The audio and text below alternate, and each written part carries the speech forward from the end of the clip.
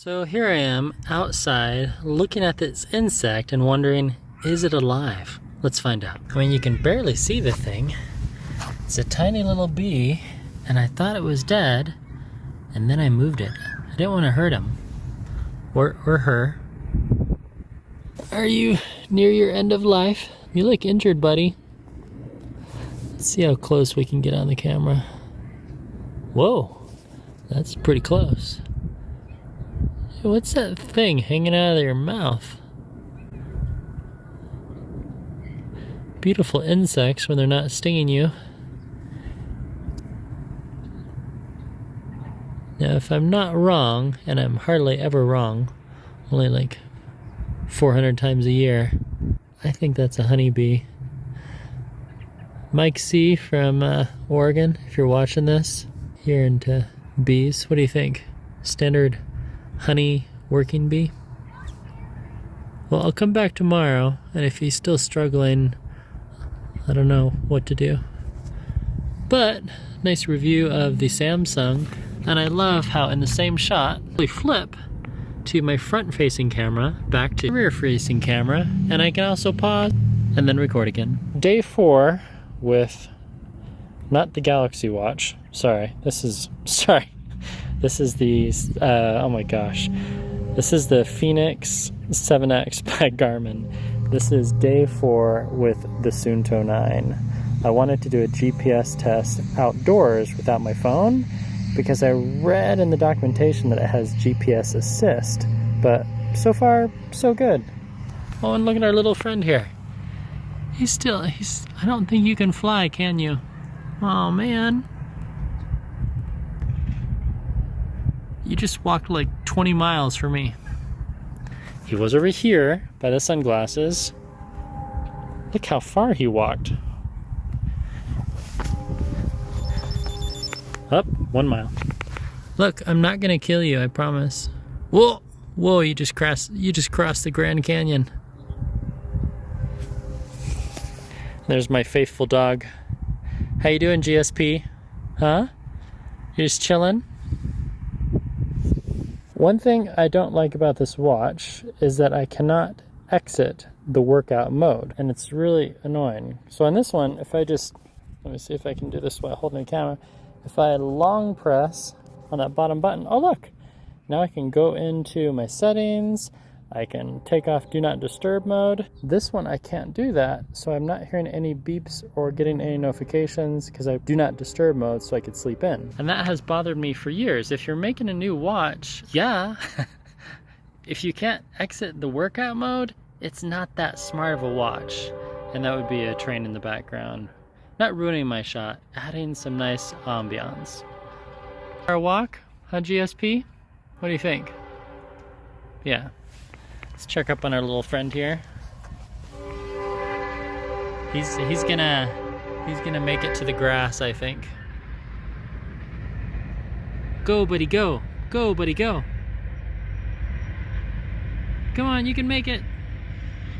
And we're back in the studio. Man versus Bee. Have you seen that show on Netflix? It's really funny. It's with the same actor that was in Mr. Bean. I highly recommend it. So we have 1, 2, 3, 4 points of lighting. Joseph, let me know how I did. I should have the halo light, what do they call it? The ring light, anyway, hairline light. Maybe it's a little too bright. It's right. Oh, that's bright. Garmin versus Suunto, but more so this is just Suunto 9 day 4. Ugh, I'm trying the daily vlog thing and it's exhausting. More so the editing. So this one is going to be about 80% polished. Let me know if you notice a big difference. Shooting on the Samsung Galaxy Z Flip3 for this whole segment, the whole show, and the 22:9 format. Is that what it's called?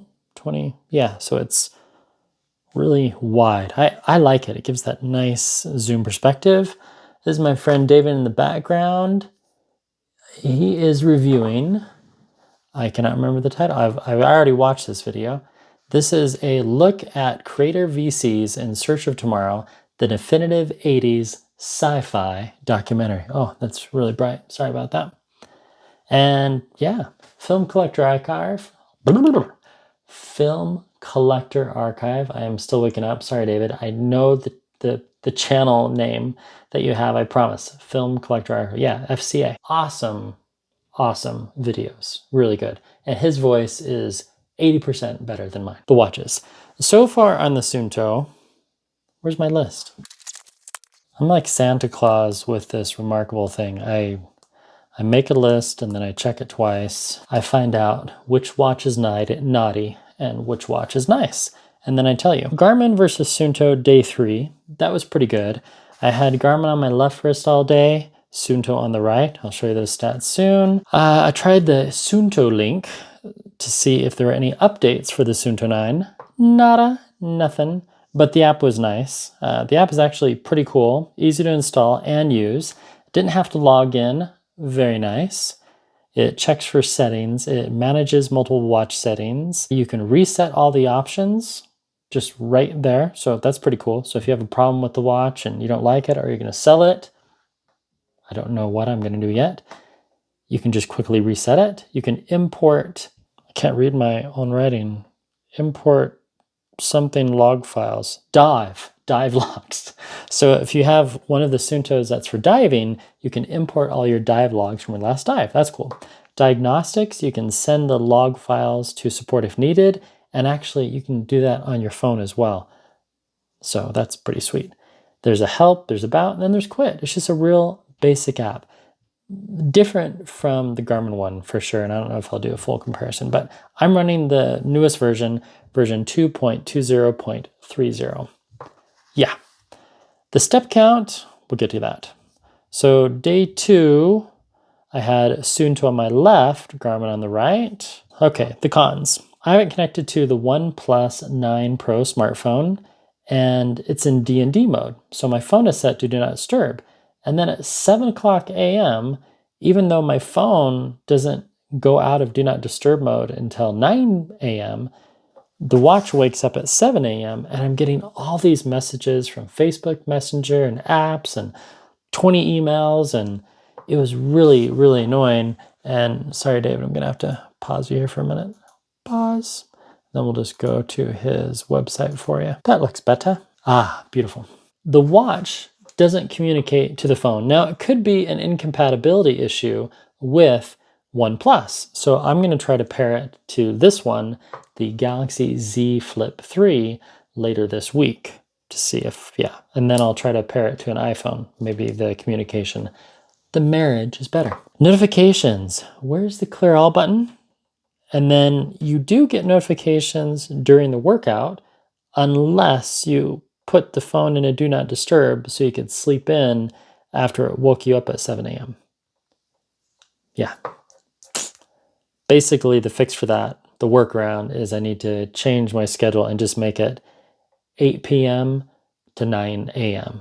Even though I don't sleep that long. I can't remember. No, I took an Ambien about 7 years ago, and I slept 12 and a half hours. But other than that, I normally sleep 6.5 to, 6.5, 7.5 hours.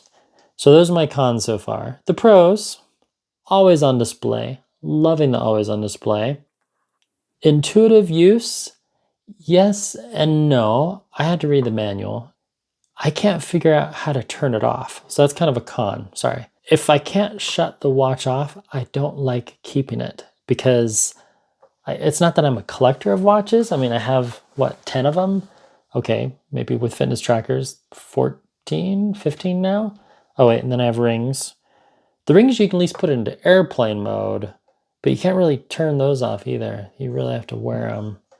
That's why I've been wearing them nonstop since last November. But why in the world would you design a watch or a phone, Withings? I hate to throw you in the bus, but you can't shut down the scan watch. So right now, I haven't been wearing it for a while. It's down to 39%, and there's nothing. And then I'll charge it when it gets down to like 25 or so. It's not going to alert me. Actually, it will. But the fact that it's a real big pet peeve. always include a feature where you can shut down the watch. End of story. So Suunto, or if someone who has the Suunto 9, if you know how to shut it down, if there's some weird like button feature, let me know. But that's it. The sleep analysis is pretty good. And let's finish the workout and then we'll get to that. So we can just hit end. How was it? Well, I don't know. Excellent. Very good. Good. Average. The weather was nice. My dog was great. I'm going to say excellent. Now, thanks for a second. Saving. Still saving. Wow, it's taken a while. Saved. Awesome. This is another con. It's kind of slow. But then again, this is not their newest model that I learned. So there's the graph. That's nice. How do we get the screen brighter? To me, that screen is not that bright. And I think it's because I'm in Do Not Disturb mode. Okay, for best performance, what's it saying? Oh, that's nice. So we have like all the summary and the laps. Okay, I want to go to the home screen. So for me, I should be able to just click on this or do a long press on this and go back. And you can't do that. Some of the navigation really frustrates me. So you do a long press on the middle button for a while. There we go. So take off Do Not Disturb. Backlight. Let's just turn that on for filming. There we go. So if we swipe up. Now the battery life is great. So active. Where's my last workout? Resources, active, step count, training, 4-hour recovery time. So that's good. And 6 hours of sleep. Now I do like this. As soon as you wake up in the morning with Suunto, you have your sleep data. You don't have to connect your watch. Garmin does that as well. Samsung does not. Apple gives it right on the watch. Okay, the navigation I'm still learning. Anyway, so there's your quick view of sleep. So 6 hours and 36 minutes. And see, and I would think if I just click on it, it would give me details. Nope. You have to go to the right. And if I go down, now is it going to give me? There we go. So target, I was less than 24 hours. Okay. 76% sleep score or quality score, 67 heart rate. And we have fell asleep at 23:19, woke up just before 6. Time awake is 0. That's false. I woke up to let the dog outside and take a bathroom break myself. Deep sleep, 1 hour, 23 minutes. So if I click this play button, what happens? Oh, it just goes back. And then it gives me my night average, so that's kind of cool. Now we look at Garmin. So we scroll down, click on sleep. We have our sleep score. We have sleep insight. Your stress level yesterday impacted your sleep quality. Try to relax before bedtime to boost overnight recovery. Well, that's good to know. Thanks, Garmin. Then I can scroll down. We have the graph. Then we have the breakdown of deep sleep, light sleep, REM, and awake. And then again, the insight. Now I can't go back to previous days.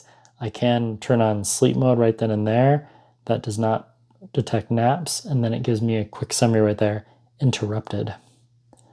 But it doesn't give me my heart rate, which is kind of lame that they don't include that altogether. So then I have to go to the heart rate, scroll down, and see my 7-day average. If I can just scroll. So 68, 72, let's go back down to sleeping time. Okay, 60, 62, 61, but what was my lowest heart rate by sleep? I'll have to go to the app for that. We have 4,586 by Garmin, and this has been worn all day on my left and on my right, which you already saw.